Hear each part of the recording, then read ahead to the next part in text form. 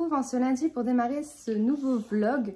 Je vais vous parler d'abord de ma lecture terminée ce week-end. Donc c'est le Karma Carnassier de Anna Tidjou. C'est un cosy crime. On va suivre Julie qui est propriétaire d'une pâtisserie sans gluten et qui va enquêter sur le meurtrier du père de son employé. Celui-ci est accusé du meurtre, donc elle va tout faire pour prouver que ce n'est pas lui. Alors, j'ai pas du tout aimé ma lecture. Je suis très mitigée. C'est une lecture qui est très, comment dire, très légère. C'est quand même sympa à lire, mais je pense que moi, ce qui me bloque, c'est le fait d'avoir lu les aventures d'Anna Swenson avant celui-ci. Ça se ressemble comme deux gouttes d'eau. On a Julie qui tient une pâtisserie comme Anna Swenson qui tient une pâtisserie. Elle enquête de son côté, Anna enquête de son côté également. Elle est amoureuse d'un des policiers. Anna Swenson est dans un trio amoureux. Enfin, il y a beaucoup de choses qui se ressemblent. Et je ne sais pas laquelle des deux a écrit en premier les aventures, donc soit d'Anna Swenson ou de Julie. Mais pour moi, c'est un gros flop. Par contre, c'est très bien écrit. Même si je ne trouve pas la plume extraordinaire, je pense qu'il y a beaucoup d'entre vous qui pourraient l'aimer, sachant que j'ai vu sur Babelio la note est à 3,94 si je ne me trompe pas. Donc c'est pour ça, si jamais il vous intéresse, n'hésitez pas à vous y intéresser. Le tome 1, c'est le macaron meurtrier. Donc c'est celui-ci. Si jamais il vous intéresse, je vous conseille de faire votre propre avis là-dessus. Et du coup, j'ai commencé un Agatha Christie, donc c'est les 7 cadrans que je n'ai pas terminé. Je n'ai lu que 74 pages sur 380 à peu près. Donc pour la 4e de couverture, ça dit « De la joyeuse bande de jeunes gens invités à la campagne, Gary Wade arrive toujours le dernier au petit déjeuner.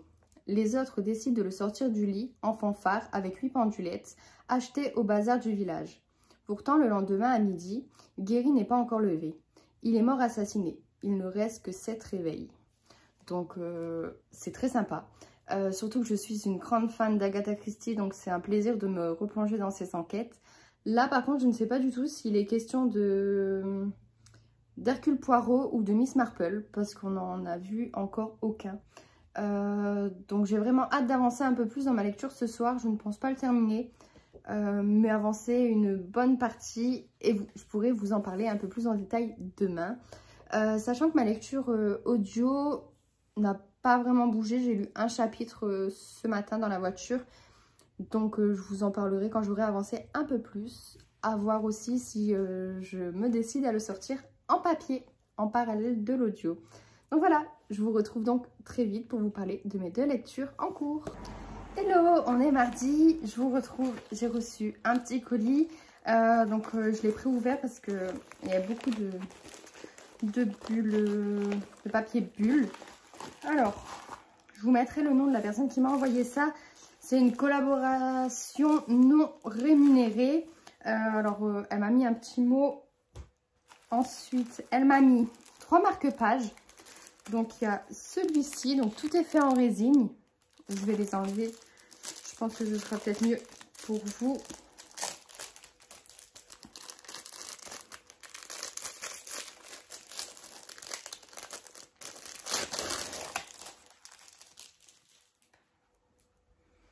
Donc il y a celui-ci. Donc il est tout pailleté noir avec un petit pompon. Ensuite, on va continuer dans le noir.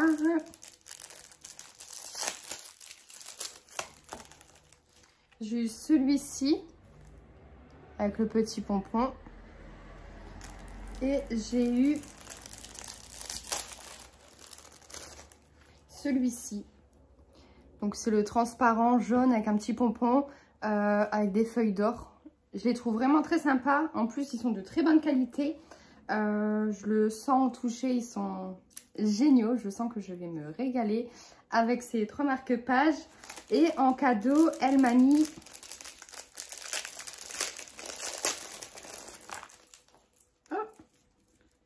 c'est 2 porte-clés. Donc, il y a celui-ci. Donc, il y a du noir, du jaune et du transparent.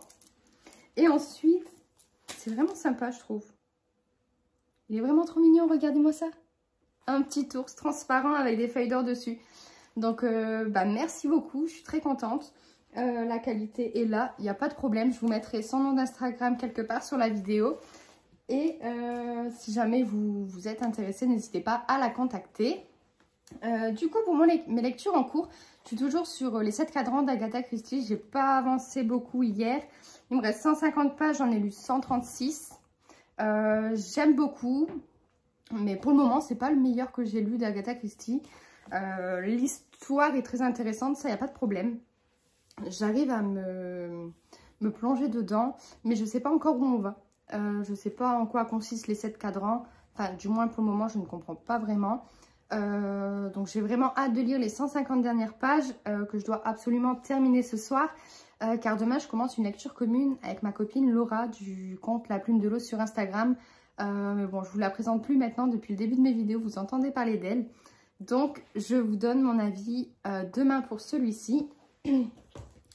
Et en audio, je vous avais dit, je suis en train de lire Ce que tu as fait de moi de Karine Jebel. Donc, j'ai lu 12 chapitres. Ça fait 136 pages sur 643. Alors, j'aime bien la plume. Ça se lit bien. Le seul problème pour moi, c'est qu'il y a des thèmes abordés que je n'accepte pas.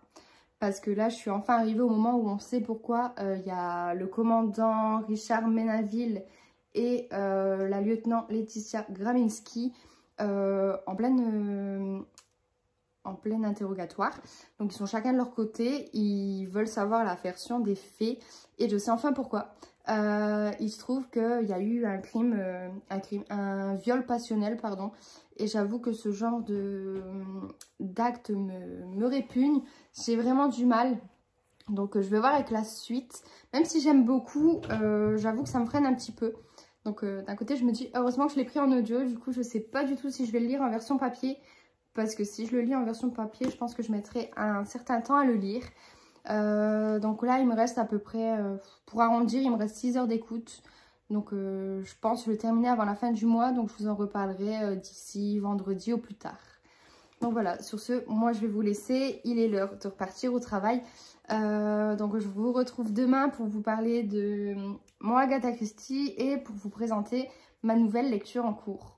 Donc voilà, à bientôt!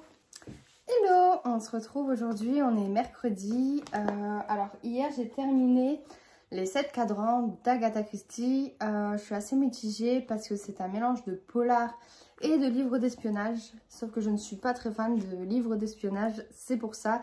Je suis quand même contente de retrouver La Plume d'Agatha Christie, mais malheureusement celui-ci n'a pas fonctionné. Ouais,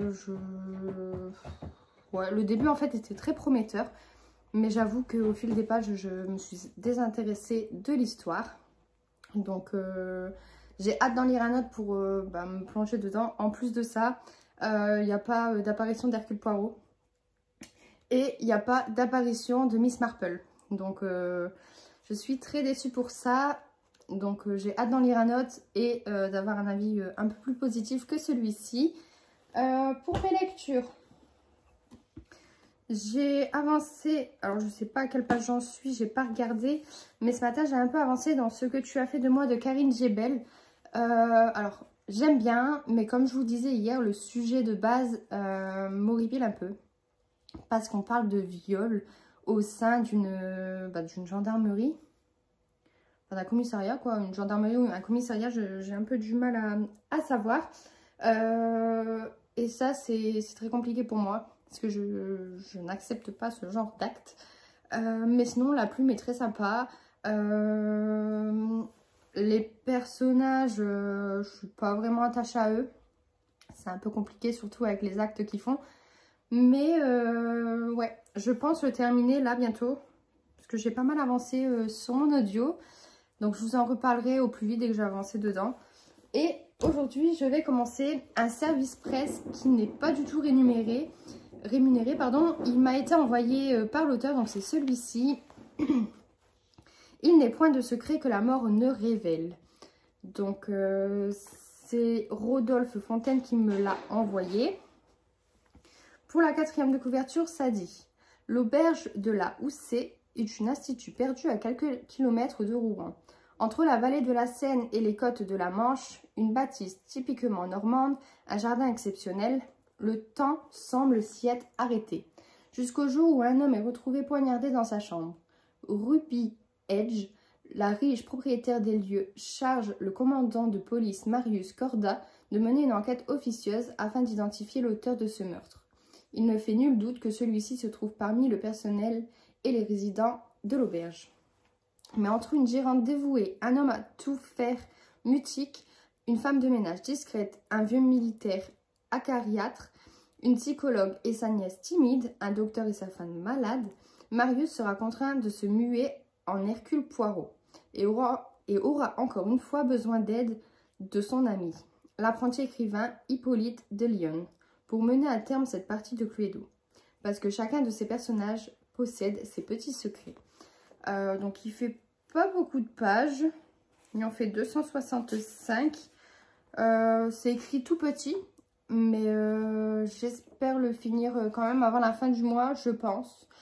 Et je vous en reparle du coup très vite. Je vais d'ailleurs le commencer ce soir. Là il est 13h, donc je pars dans 10 minutes, j'aurai pas le temps d'avancer dans l'histoire. Je préfère attendre ce soir parce que si c'est pour lire une dizaine de pages, de pas me plonger comme il faut dedans, ça ne sert à rien. Donc je vous en reparle aussi très vite. À bientôt.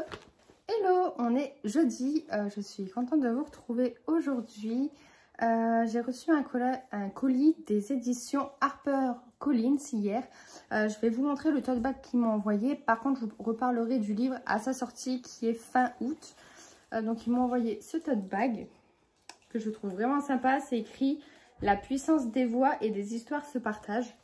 Donc je vais aller partout avec, notamment en librairie. J'ai prévu d'y aller demain en plus, donc c'est parfait. J'aurai de quoi mettre mes livres dedans. Et comme je vous disais, j'ai commencé un service presse qui m'a été envoyé par Rodolphe Fontaine, donc l'auteur de ce livre. Je reprécise que c'est un partenariat non rémunéré. Donc c'est « Il n'est point de secret que la mort ne révèle ». Pour le moment, j'ai lu 82 pages sur 265. Alors, la plume est sympa, ça va. Ça se lit relativement vite. Le seul problème pour moi, parce que là je suis un peu mitigée pour le moment, j'ai eu du mal à rentrer dans l'histoire. Et en plus de ça, je trouve qu'il y a beaucoup trop de dialogue à mon goût. Donc à voir, je n'ai pas encore passé la moitié. Donc j'attends de voir ce soir si ça avance un peu plus, s'il y a un peu moins de dialogue. Et on verra. Ou bien peut-être que je vais m'acclimater au dialogue et que ça va me plaire un peu plus. Donc j'avance vite dedans pour vous en reparler. Et je vous avais dit en audio, j'ai pris Ce que tu as fait de moi de Karine Jebel. Donc là j'ai lu 189 pages et il en fait 643. Je vous cache pas qu'aujourd'hui j'ai pas eu envie d'écouter mon livre audio. Tout simplement parce que quand j'ai pas trop le moral, je préfère écouter la musique. Donc là c'est ce que j'ai fait. Je ne pense pas le terminer avant la fin du mois, donc il fera partie du bilan du mois prochain je pense. Et je reviendrai vers vous très vite, même si j'aime bien, hormis les thèmes abordés, je trouve la plume très sympa.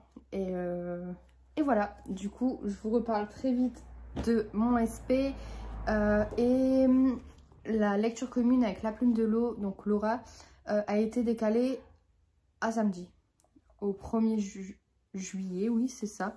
Donc je vous en reparlerai, sachant qu'il fait partie de la catégorie lire 2 tomes d'une saga dans le challenge qu'on a organisé. Donc voilà, je vous retrouve donc très vite.